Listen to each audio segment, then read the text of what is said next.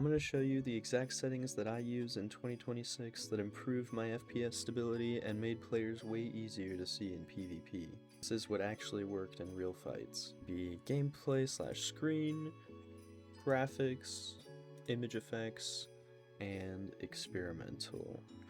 We're going to start off here with our gameplay settings. First, with the field of view, I set mine all the way up at max to 90.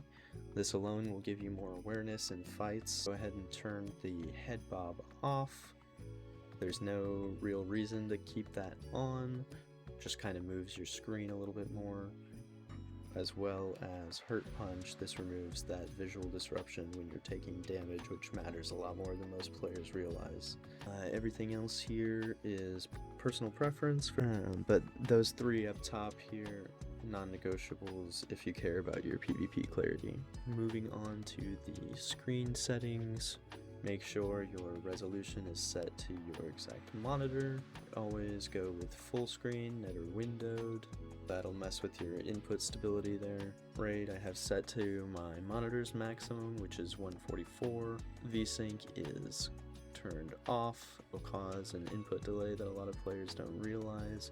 And then for our limiters here, both in menu and background, I have those turned on, especially if you're going to be tabbing in and out or you're playing with teammates on Discord.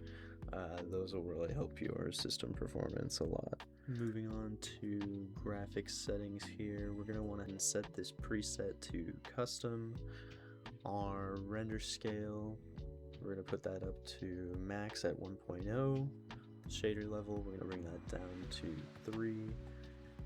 NVIDIA DLSS and DLAA, we're going to turn both of those off if it's available.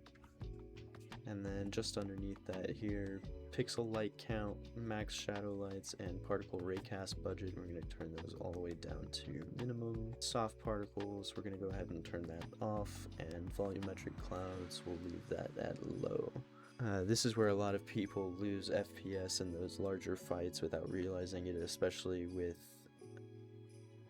some of the different shading there. Moving on to the world settings, draw distance, we're going to turn that down to 1250, and water reflections and water quality, we're going to go ahead and turn those all the way down to 0.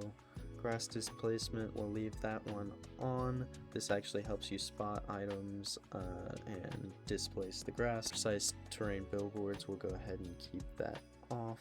Moving on to textures. For the texture quality, we'll put that down to half resolution. Filtering mode, we're going to put that per texture. For our filtering level, we're going to turn that all the way up to max at 16. And parallax mapping, we'll bring that all the way down to minimum at 0. For our visual quality settings here, shadow quality, yes, we are going to keep this at max. This is one of the more misunderstood settings in Rust, but trust me here, this will definitely help, especially for the shadows when you're watching players camp in your door.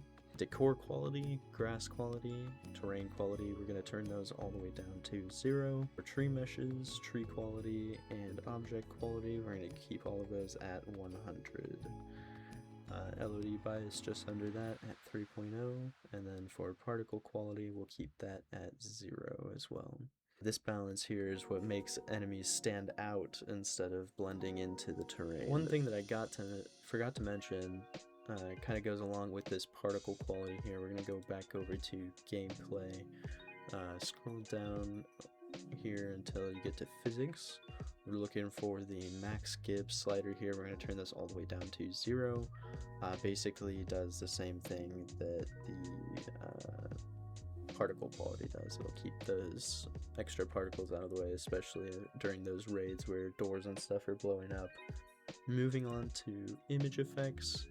This one's probably the easiest tab that we'll come across here. We're going to turn everything off with the exception being sharpen. Anything else here just kind of reduces clarity during PvP. Last but not least, we'll move on to experimental. We're going to go ahead and turn everything off here. You usually don't want to keep any of these on. They usually have bugs or something else that will mess with your FPS there.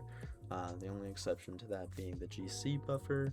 If you have 32 gigs of RAM or higher, You could honestly keep this at max. I prefer it at 3700. That's just what works for me. If you have 16 gigabytes or lower, I would recommend keeping it at 2000 or lower.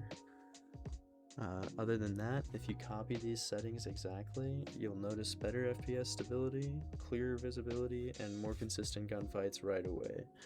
Be sure to leave a like if this helped you out. I'm going to be testing these settings in real PvP in my next video, so go ahead and subscribe if you want to see how these settings actually hold up in fights, and I'll catch y'all on the flip side. Peace!